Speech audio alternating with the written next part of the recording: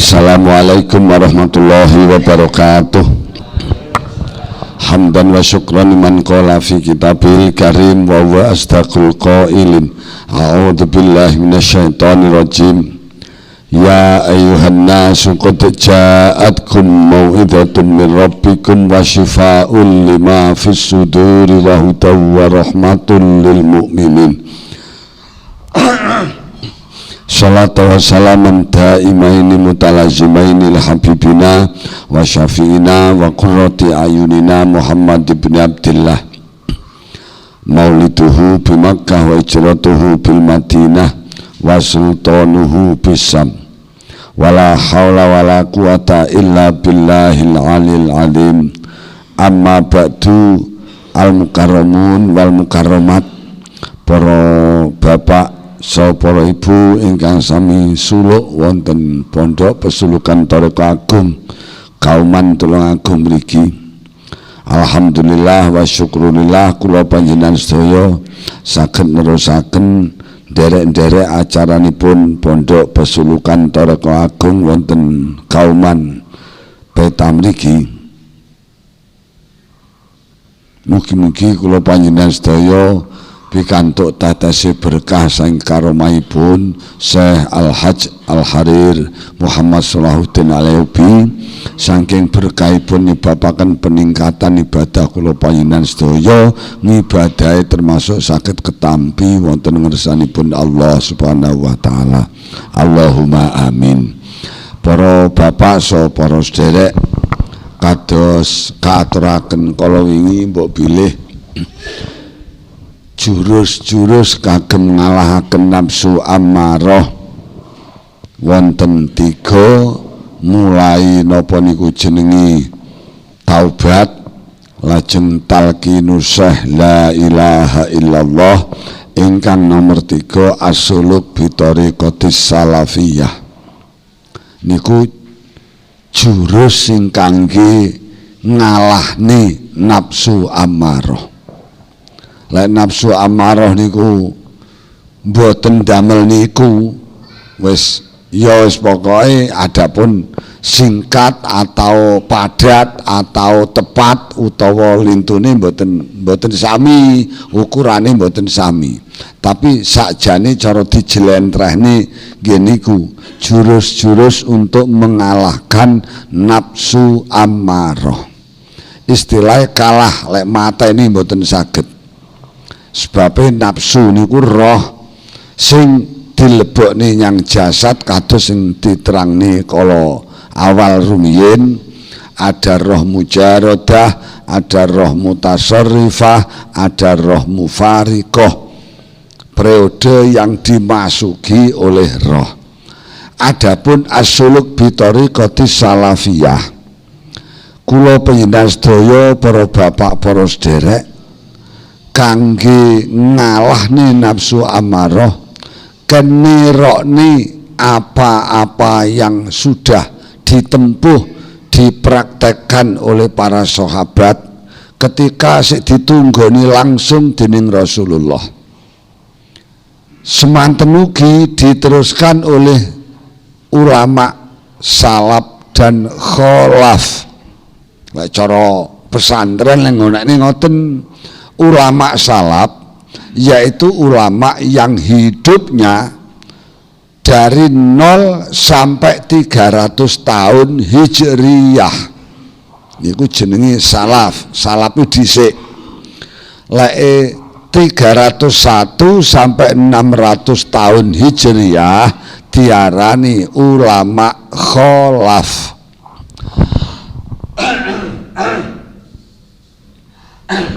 Ulama kholaf niku artine yang belakang. Yes ngoten niku pun. Lajeng sisi yang lain nyebutnya beda.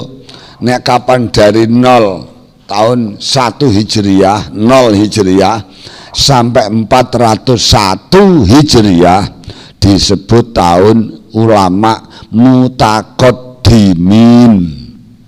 Mungkin mulai 401 sampai 600 podo hitungane diarani ulama mutaakhirin. niki periode demi periode niki menempuh apa yang pernah ditempuh oleh para sahabat ketika masih dipantau langsung oleh Rasulullah niki mboten banyak berubah. Sing banyak berubah namung orang-orang sing model-model tok diarani mubtadiat, wong sing ngamali gampang model, ora disiplin mengikuti generasi tua. Ngoten mawon penake niku jenenge gampang model. Ya mbok niku jenenge organisasine NU apa Muhammadiyah apa Ahmadiyah Yah lintune niku wis padha ngoten kabeh. NU sing ngoten ya padha mawon. Lae 20 traweh NU, lae 8 Muhammadiyah. Lah sing NU dhewe sing ndak traweh ya akeh. Lha ngoten lho. Dadi ngoten niku. Lek organisasi ndak jamin sakniki. Partai apa neh ora enek sakniki. Organisasi ngejak ibadah napa enten sakniki.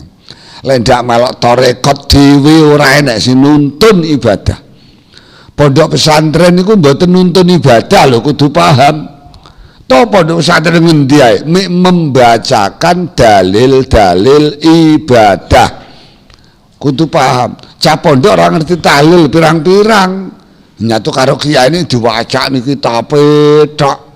Sir tahlilan belajar dhewe lagi jamiah belajar tahlil. Untung sakniki toko kitab tahlil enek. Yasinan enek, Yasin Fadilah enek, khotbah nikah enek, belajar nggih nglamar enek lho iki lengkap sakniki. Ora dadi mudin barang nggih talqin didol kabeh karek sing gelem ngoten tok. Lho niki lho sing kudu dipahami. Di dalam pondok pesantren ndak ada yang praktek ibadah, itu ndak ada. Hanya membacakan dalil ibadah. Mohon. Terus sakniki para bapak para derek dalil ning Quran ning hadis ning kitab sudah pernah dibaca bahkan didiskusikan di tengah pondok pesantren. Ternyata prakteke geleme praktek nek kapan diasuh langsung dening mursid. Sakniki ngaku mboten ngaku bab dawamul wudu sing nerangne nglanggenge wudu kuwi ning pondok ngendi ae hadise mesti wis cethuk. Kitab cilik-cilik wis nerangne kabeh dawamul wudu ngoten ku ning kitab wis akeh. Tapi kenyataane mondok berapa puluh tahun urung duwe greget saut kepengin batal wudu mungkin lagi pendorongnya ki lho golek wong liya. Ora cukup mikir diwacane langsung nglakoni bayo nggih anteng men. Wong diwacane tok ngoten kok langsung katut niku beh jarang lho nggih. Soale rumuse kaidahe lek barang elek gampang menular. Tapi lek barang apik sukar dan sulit menular.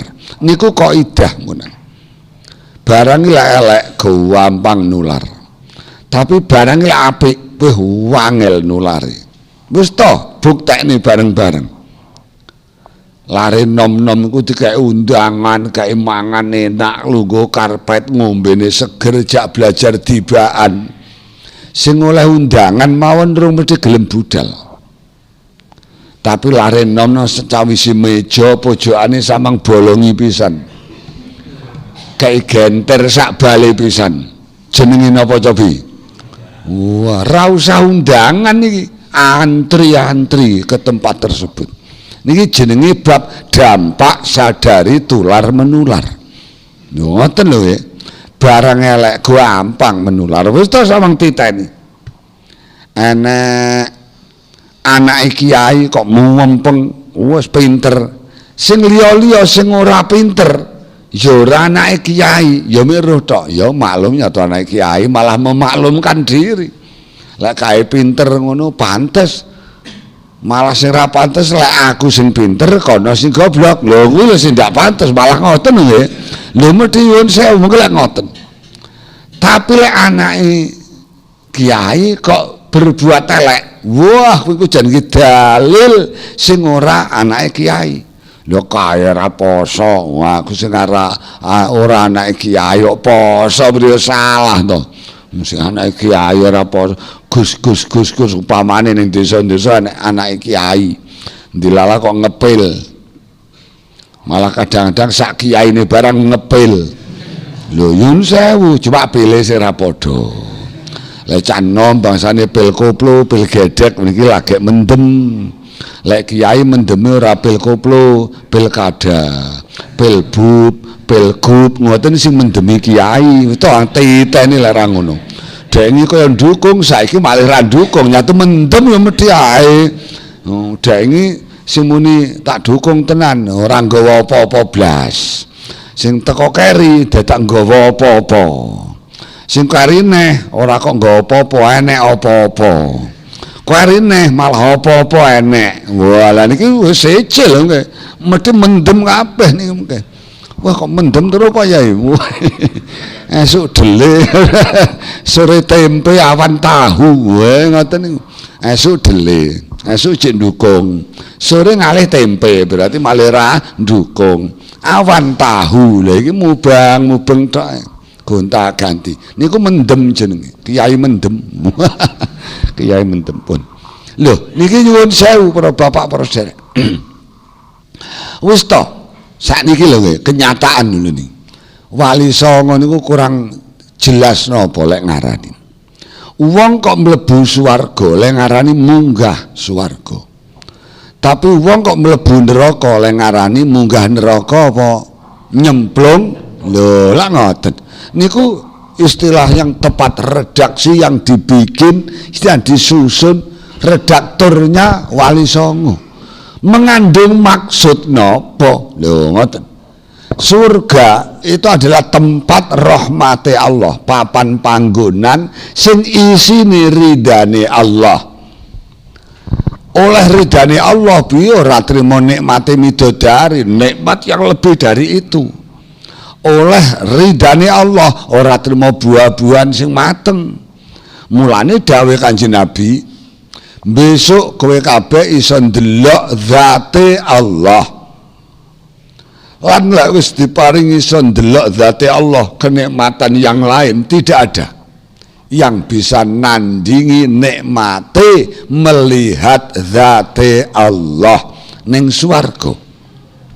Midodari malih sepo rikala ningali zate Allah, buah-buahan yang mateng. Alah wis ndak enak ngene uler-uler kono kae moh ndak butuh niku lek kapan lho niku lek hadis niku. Cuma golongan Syiah, aliran Syiah ndak menerima, ndak percaya bisa melihat zate Allah di dalam surga. Pun sing kaya ngoten iki munggah soal berarti surga itu tempat yang diridhoi Allah. Nikmat ki mesti. Lah kok iso munggah lek ngarani Wali Songo? Sebab arep oleh nikmat, arep oleh ridho, arep oleh rahmate Allah kuwi kudu munggah. Munggah ki piye bedane karo medun? Luwih sara timbang medun. Sampeyan bukteni, sampeyan munggah tingkat undak-undak niku karo medun undak-undak. Mengki lek medun malah puenak rem ra makan ngeblong tenan bablas. Lek munggah pedengkis ngeten iki diceluk kancane kon munggah nyaudul kas magrib padine wis ndek gase ndak kuat ki munggah pisan. Lho luwih sara. Lek pengen ngibadah karo maksiat pancen luwih sara ibadah. Sara ki mungguhe sinten? Mungguhe nafsu. Lek didelok oh barang ya sakniki jotosan iki ya luwih kira-kira penak pundi karo wiritan. Jotosan merempul kabeh, tapi lek dolanan seneng lahan ngoten mawon walaupun ndak maksiat. Kon tinju, pilih tinjune. Wah wiritan ora betah, dengkul coplok lek kon sila ora betah aku. Lek ditinju wah betah aku. Padahal berat niku timbang sila ngunyere tasbih. Lho niku sing ngrasa berat niku napa? Nafsu. Mulane ceplos lho karo hadis Kanjeng Nabi. khuffatil jannatu bil makarih. Surga ini dikemas dibuntel barang sing ndak disenengi nafsu. Lho nek nafsune enek ngoten niku. Begitu juga wa huffatin naru bisyahwat. Lek neraka ki buntele barang-barang sing disenengi enek teruse nafsu. Kaya to artis, kaya to sapa neh ngono pokoke sing disenengi tok. Buntele neraka kok dadakno wiritan, poso suwi wah sidamu gowething kabeh nyang neraka. Gowething mergo buntele njaba lho, khufat nu karepe. Buntele njaba menawa arek kabeh fotone tak delok artis. Fotone neh ngono malah artis dilalah sandangane keri iki. Kae ora katut ya dadi malah sak eneke ngono ae dipoto jebret bae ya cian menarik kabeh pancen. Niku maknane khufatin naru bisyahwat. Lah terus hubungane kali munggah niku wau. Wong lek mlebu swarga, munggah luwih abot timbangane nyemplung. Wong munggah niki kudu nejo. Lek ra nejo napa mungkin iso teko dhuwur? Ora enek. Munggah ngintir ae ora teko dhuwur dhewe ndak sida. Lek ngintir iku nyemplung, menika nyang gondek mrika. Lho karepe ngoten. Karepe piye? Pengen mlebu swarga, pengen mlebu tarekat, pengen beat kudu nejo. Lek ndak nejo dhewe ra mungkin ketularan ka dulure, bapake, tanggane. Lho ngoten lho karepe niku. Mulane bab tular menular, lek barang apik sukar menular, tapi lek barang elek bangsa neraka-neraka niki ngintire katu dhewe, ketularan dhewe ngoten lho maknane. Tapi lek munggah, wo lek ndak nejo. Nejo niki tingkatane pertama ngazam. Ngazami ngerencana bahasa Indonesia ini. Mungkin terus qasdul fi'lin muktarinan qasdul fi'li muktarinan bi awali fi'li wis niat jenenge. Len nejo bersamaan karo budal tenan yang peta. Niki berarti wis niat. Lho niki lek mboten duwe niku mboten mungkin wujud ya roh. Nggon mungkin akeh wong melok biat sadilah. Wah akeh nyanti Tulung Agung. Lah kowe ya tau kok ketut. Ya urung aku urung. Lah pun ndak tau krungu pas budalan bolak-balik malah sosok golek kendaraan ya aku. Ning dilalah ya ora pengen lho ketularan. Soale apa ora nejo nih. Puntel ya mbok njeplek-eplek tombon karo pondok peta. Ya ora nejo soale. Lho niki lho. Nyangel kinayahe Wali Songo. Oh tibake istilahnya pokok munggah swarga. Nomor loro munggah nu sejene nejo kudu enek gojekan. Apa ya pagere, apa kancane nggih teken. Maknane napa? Isane kula panjenengan mlebu swarga ngamale ketampa dening Allah, dilebokne rahmate Allah nek kapan duwe cekelan, duwe guru. Lho mursid kudunan maca kitab tok jul-julan lepas setir wo munggah tak klak sidamu goleng tiba ketrak kon dhuwur ora ndek gojekan soalé niki kudu lho Pak wis ta ora ngono kok ora maca kitab tok kan liar mikir lho ngoten mbot ning aja dianggap salah aja dibubarne ndak itu nanti banyak yang menunjukkan golek mursyid ngene nen kitab pirang-pirang lah lagi dipraktekne tenan selama jek ning kono tok ndak jaminan wis to ndak jaminan piye to jare kelas piye saiki ya lho ngoten Gus ya kelas pokoke reno-reno golek muni ya kelas pokoke krana Allah lah prakteke piye kaya wong ngising lho kok iso kaya ngising ora ditoleh neh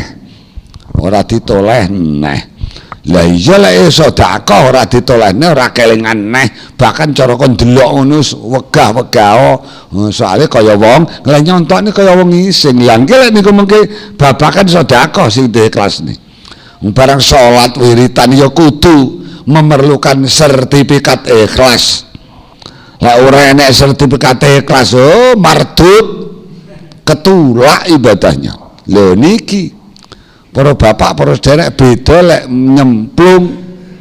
nyemplung ngintir mawon katut. Soalnya apa? Lek barang elek mudah menular. Lek barang apik sukar menular. Luwe-luwe kok wes anak-anake Kapolres teko perapatan Bang Jo, lek pas abang gelem mandek, lek Jo gelem budal. Wong-wong ngarani, oh ya bener, ndelok bapake polisi ya kok bener, kok gelem taat karo rambu-rambu lalu lintas. Ngoten tok, tapi ngarak sing ngarani bener wae ora pengin ndang nerokne bener mboten pengin. Tapi kok sampai anake Kapolres niki wae abang bareng aku wae. Polisi jaga ning perapatan rawan nyemprit mergo niku anake Kapolres. Sing ora anake Kapolres langsung nerokni rutuk wis ora dijak ora barang ora kaya undangan barang langsung gerutuk lho niki lho bab tular menular barang elek lan barang apik prakteke siji. Mulane para bapak para sederek jangan bangga kalau banyak pengikut, belum tentu banyak pengikut itu menunjukkan hak. Jangan susah kalau tidak ada yang ikut, belum tentu tidak ada yang ikut itu menunjukkan batal. Sebab kadang-kadang lek barang apik debat kok wapik papane wapik serba wapik malah wedi arep mlebu sanuge luarang niku. Wis macem-macem. Lho kadang-kadang ngoten niku. Ning mboten mestilah sebab-sebab. Nggih, kira. Mulane terusanipun as-suluk bi thariqati salafiyah nggih. Para bapak saha para sederek menempuh perilaku kaya batal wudu sak piturute ditambahi ziarah. Setiap niku dawe mulai ya Mustaqim sampai Abdul Jalil angger kowe ngliwati kuburan gelem uluk salam. Ngoten-ngoten as-suluk bi thariqati salafiyah. Terus sejenis batal wudu nggih niku wau batal wudu. Dadi orang tarekat untuk mengalahkan nafsu ya telaten batal wudu. Sik mending sik sekeco, masih lumayan di sini air murah. Lah, ketepatan yang daerah-daerah yang mahal air, tidak ada air, tayamum lagi kena. Tayamum nek gelem ndak wudu ngene kok raine kok mero-mero arep nyethuki Fatimah kok dadan wedaan lebu. Macam-macam. Iya lho ndak ana telake celeng. Mending ngoten barang ndak usah ngundang penyakit macam-macam malah. Iki padine nafsu sing wegah. Wudu ya padha mawon. Bolak-balik yang jeding ya nguyuh tok. Metu neh. Kadang-kadang bablah wudu tapi ra sida salat. Kadang-kadang waduh wudu engko masuk angin malah dadi kasus pindho awak malah gereng malah mbrentek. Lah ini kan bisa bermunculan usul ngedang-ngedangi supaya ndak ngono. Lah usul bediding wah kena nggih alasan. Wah ya lek ra bediding tak ngene wudu.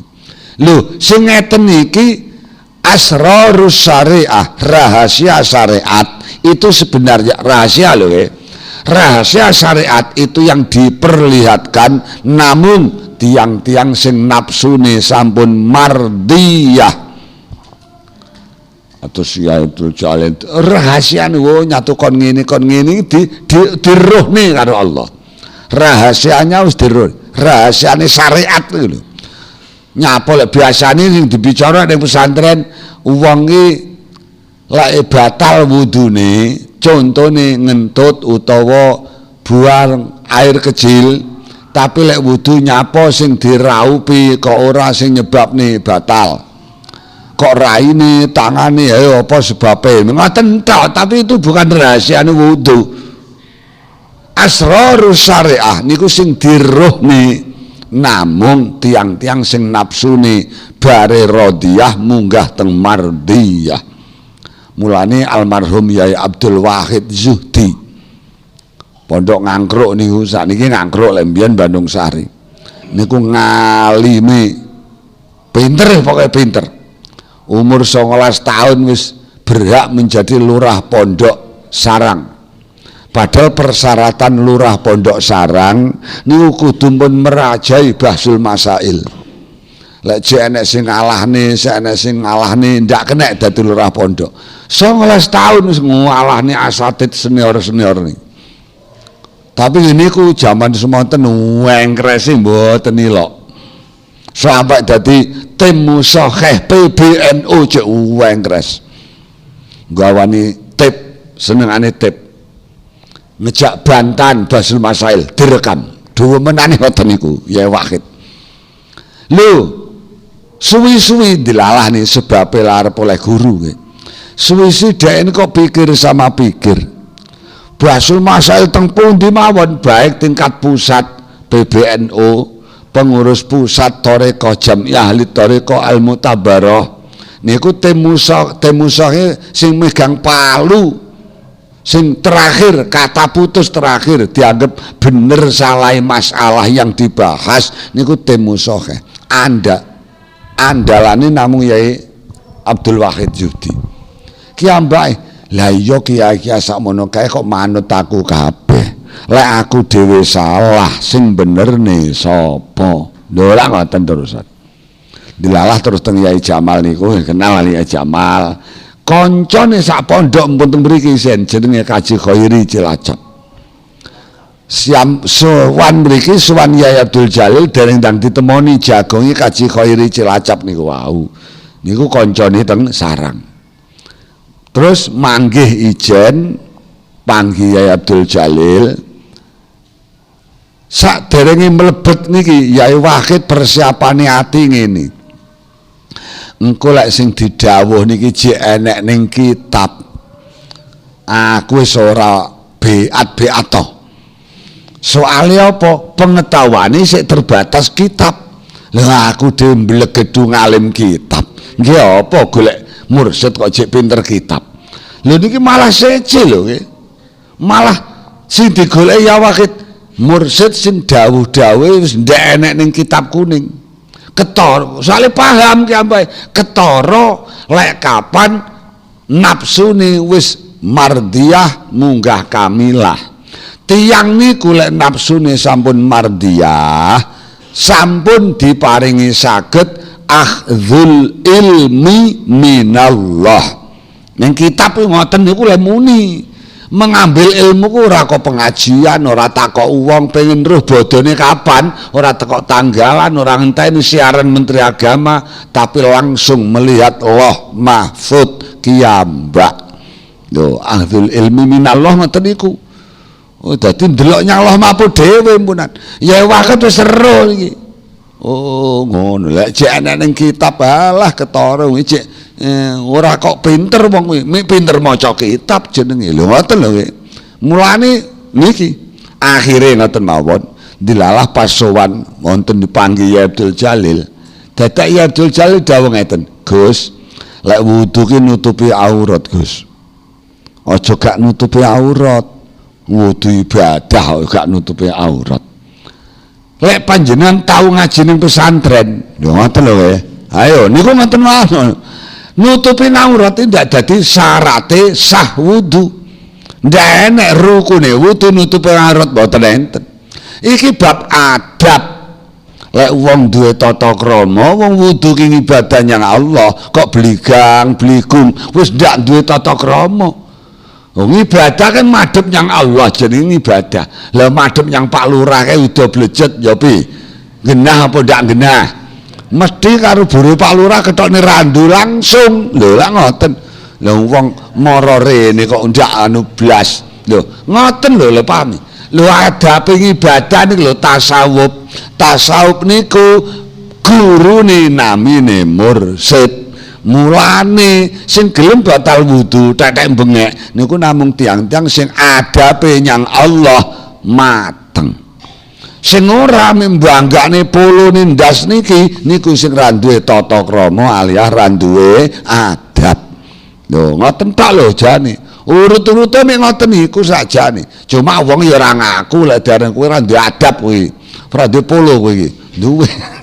Yo lho nyuwun sewu. Lha mesti wong niku. Mulane para bapak para derek niku sebab batal wudu. Lah sakniki lho nggih. Kita itu niku mengke urung lah ini. Niku hadis Kanjeng Nabi, iman, Islam, ihsan, praktek ihsan niku lek dikupas tenan para bapak, para derek.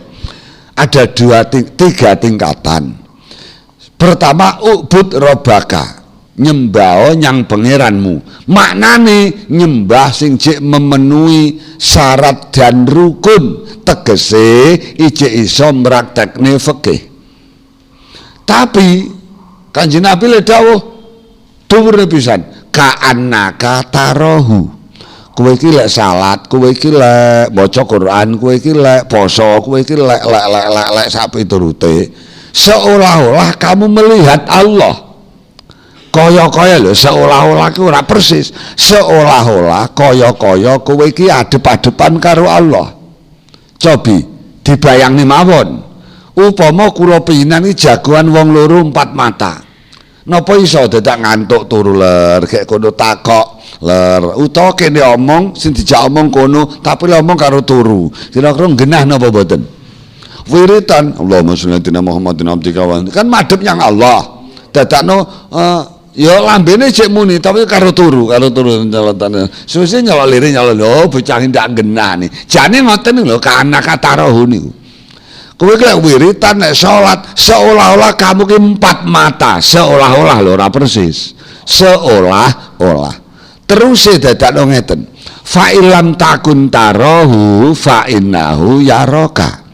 Lek kowe ngibadah seolah-olah 4 mata dengan Allah belum bisa, fa innahu yaraka, ngertenono lek Allah roh kowe. Kuwi jenenge sing nomor kene dhewe muraqabah, sing ka'annaka tarahu jenenge mukasafah, sing ubud jenenge ibadah zahirah, ibadah lahir, ibadah sing menuhi fikih tok. Mulai muraqabah, mukasafah niki pun uduk bagiane pondok pesantren Dampar, tapi pondok pesantren Pesulukan Thaqifah Agung. Lho ngoten serah-serahe ngoten niku. Ning pondok pesantren Dampar yang takok bab mukasafah, ya malah didongengi yukasafah atas budal yang pasar. Lah repot ngono. Takok bab kaji mabit ning Musdalifah ki piye to carane? Yudalifah engke jere kok budal becek. Lho soalnya apa salah le takok ngoten lho nggih. Genah apa ndak kira-kira ngoten niku. Oh, padha karo ngeten. Wong mobil mesine amoh, dadak digawe yang tukang cat mobil. Ya sidamu mesine sing dicet. Lho lak ngoten, semono uga pengin ngelus bodi. Dadakno digawe yang tukang mesin ning kono dengkoli kabeh bodine. Ora nggone. Mulane ngeten-ngeten iki. Kula pinan sedo kurang sasaran. Muraqabah para bapak para derek niki di atas ibadah lahir. Yang harus ditempuh niki as-suluk bi thariqatis salafiyah. Muraqabah niku prakteke tiyang yang merasa diinceng buruh kerja. Dhek kok merasa diinceng mandor. Sekalipun mata tidak melihat mandor, ndak roh mandor, tapi ngrasa lek didedepi, diintai mandor, mesti kuli wau mboten wani biayaan. Lho ngoten. No, guru PNS merasa lek diawasi pengawas. Ketika merasa lek diinceng pengawas, dhek mboten wani biayaan lek tandang gawe. Jahit ngelewati ngarepe omahe Fatimah. Lho nyuwun sewu niki. Ketika ngelewati ngarepe omahe Fatimah, sekalipun Fatimah ora ketok, pintu dan jendelanya tertutup, tapi Jahit rumangsa lek diinceng Fatimah kon jero omah, mesti ada dampak tersendiri. Rambutnya ditata. Lho Jahit, lho leng ngrasa diinceng lho jenenge muraqabah. Lho ngoten, betul lek ora ngrasa diinceng biayaan panggah. Senguyuh karo mlaku bareng wani. Lho mesti niku jenenge ora ngrasa muraqabah. Kula pingan salat lek ngoten niku to jane. Lek tingkatan muraqabah wis rumangsa dipantau Allah. Sekalipun Allahnya ndak ada, ora ketok. Fatimah ya ora ketok tapi ngrasa, jahite ngrasa. Lho, niku bab rasa. Niku muraqabah. Lah dipraktekkan dididik oleh mursyid kamil. Mugi-mugi kula pina katut kedidik dening mursyid kamil. Allahumma shalli wa sallim wa barik ala sayyidina Muhammad wa ala ali sayyidina Muhammad walhamdulillahirabbil alamin. Bismillahirrahmanirrahim.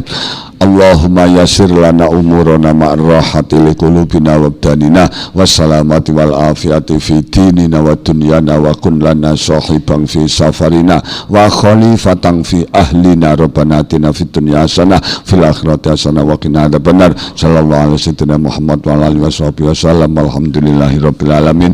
Wassalamu alaikum warahmatullahi wabarakatuh.